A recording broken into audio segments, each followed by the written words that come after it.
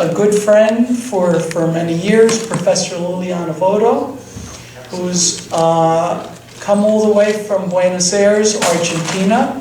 And I've learned she's not only chief of obstetrics, but also pediatrics.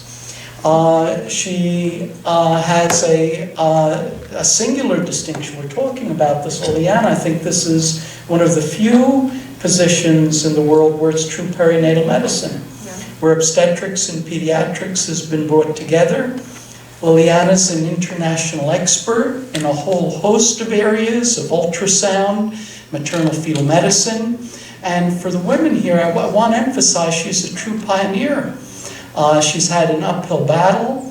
She is the first woman professor at her university, and to date still the only woman professor. She's someone who we admire in the international community, a wonderful person. Liliana, we welcome you, and we're so happy you're with us. Welcome, Liliana.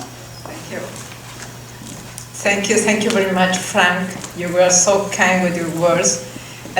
Thank you for the invitation. I'm very pleased to be here in this department, and this very important department in the United States. Today I'd like just to share with you some thoughts about how to care high-risk pregnancies, high-risk pregnant ladies, really. As Frank said, I was working in care ladies with big problems during many years, and I'm very happy to find the other colleague that I know from the Hypertension in Pregnancy International Society, because this is one of the topics that I was working during the last 30 years in hypertension in pregnancy. Hypertension in pregnancy is a very important problem in our country. It's one of the first causes of maternal mortality.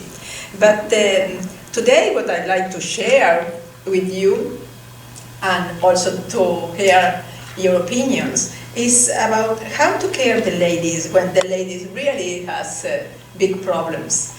And to start with that, I'd like just to mention and to remember everybody that in the world there are 15% of the pregnant lady who may undergo life-threatening complication, and 300 million have really complications. 60 million deliveries in the world are without professional attention, and of course more than 500,000 women die during pregnancy and delivery every year in the world.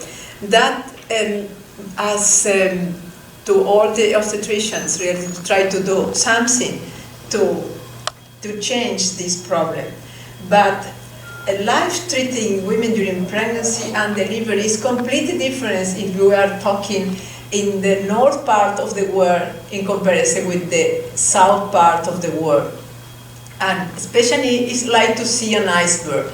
In the top of the iceberg, that this small piece of ice that you can see, the top of the iceberg, is that what happened in the North Hemisphere, like in this country or in Canada, in another developed country, that the life-threatening is 1 in 3,700, but if we are moving to the south, Latin America and generally Caribbean, it's 1 in 130, and it is worse in Africa, of course, or in Asia.